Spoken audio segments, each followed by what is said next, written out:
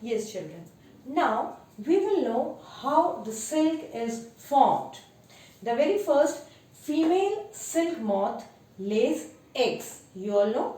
But here, when we produce silk, it is in a farmhouse where the silk moths are kept just only for the production of the silk formation.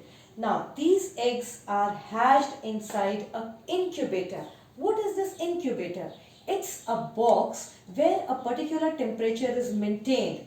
If we have set like for 37 degree, so the incubator will have 37-degree temperature for continuous long period of time, so that the eggs could be hatched very quickly in earlier times. Now after this hatching, what is produced? Larva. Larva is what? A caterpillar, and now this caterpillar requires lot of food for its growth. And now these larvae are fed on mulberry leaves. Inside that box we put lots of mulberry leaves which are to be eaten by this larva. Now this larva gradually, after being fed up, gets the new stage, pupa, and after that pupa, what is formed? Cocoon. As you have already known what is cocoon, it's nothing but the outermost coverage of a pupa which is made by soft threads and a gum-like structure, gradually which becomes hardens and hard.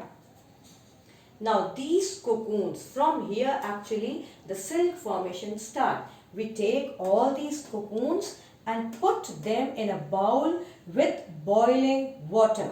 Can you imagine when you put these cocoons in the boiling water, what would have happened? All the larvae which were inside the cocoon, they are killed or they die. And when they die, at the same time, what the boiling water does, it separates the thread with that gum-like structure.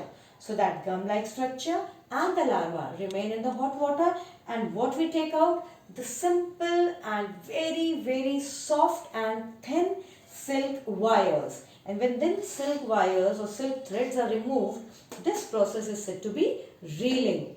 Now as for the girls, their mom pleat their hairs. Means the hairs are divided into 3 parts and then one pleat is done. Similarly, one thread, then another thread, then another. What we do, 2 or 4 threads are pleated together to make the silk thread quite stronger. And again, this process is known as re-reeling. After this thread, the good ones and the fine ones are kept separately, and the rotten ones or the broken ones are kept separately. This process is known as sorting or arrangement. Sorting means arrangement. So we arrange varieties or different kinds of silk in the different pattern.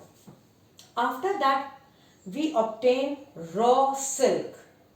This raw silk threads are put in water with colors, textile colors, and hence we get colorful silk, maybe red, maybe yellow, maybe green, and so on. After obtaining this colored silk, these silk threads are weaved together. After the weaving, actually we get a complete silk cloth. There are many kinds of silk clothes, as you have heard from your parents. Now for example, the very common and the commonmost is mulberry silk, which is actually obtained by this kind of silkworms. Secondly, we have tussar silk. You can ask your mom.